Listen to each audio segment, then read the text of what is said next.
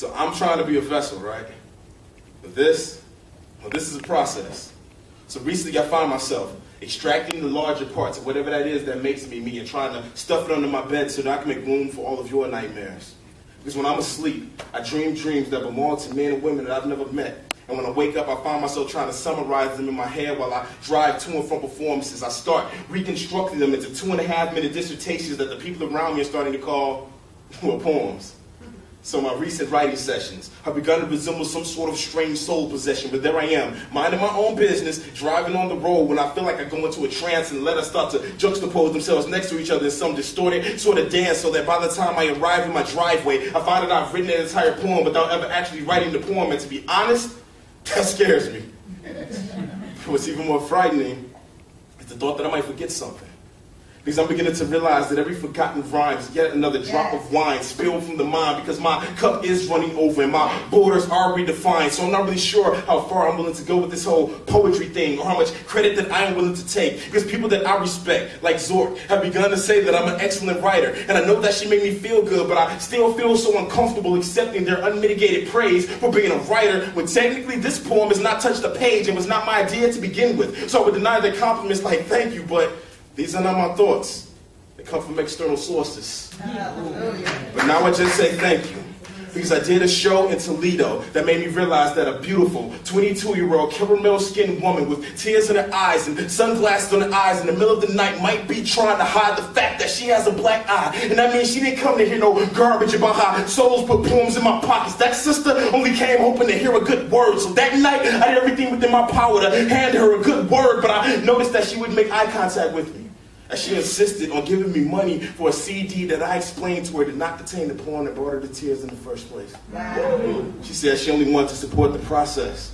So that night, I decided the process would change. I said I'm not going to write any more poems. From now on, I will only construct raw emotions that sprout wings and drift away as if they have yet to fully understand the gravity of our situation. I said from now on, no more poems. I'll only build piles of salt that look back skeptically at burning cities and turn into pillars of people. And that's when I saw something change. Because 1 month later at the University of Michigan, the show ended with 2 crowds standing in front of me. On the left, they wanted to support this craft and make sure I continue the path that I walked, so everybody bought CDs. While on the right,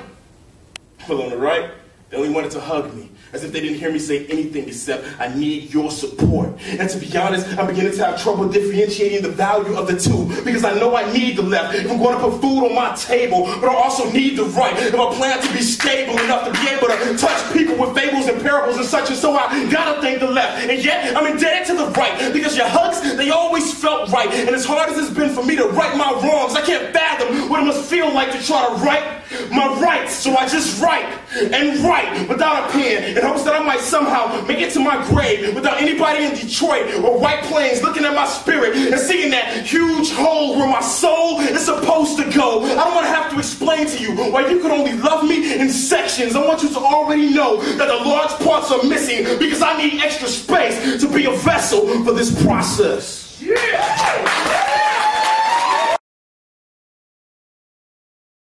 Why are you a poet? Well, why not be a poet? I'm a poet for a lot of reasons, probably mostly because I'm a weirdo and I'm opinionated and I want to be heard. So poetry probably started with my interest in music.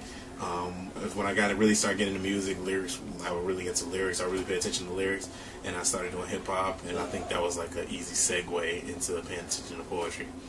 And I kind of need both to balance them. If I was just doing poetry, I would probably get bored with it. If I was just doing music, I'd probably get bored with that. But because I use them to inform each other and I go back and forth, I think it keeps me fresh in both fields. In this big, great scheme of things, at the end of the day, I'll probably end up making more money with music. But on a grassroots level, nothing beats poetry, because you can go anywhere in the country, and if someone likes what you do, they'll pay you to do it. That's like really hard with music. And recently, I've actually been thinking about what works on the page versus what works on the mic. We're kind of paying attention to what works in music versus what works in spoken word versus what works on the page.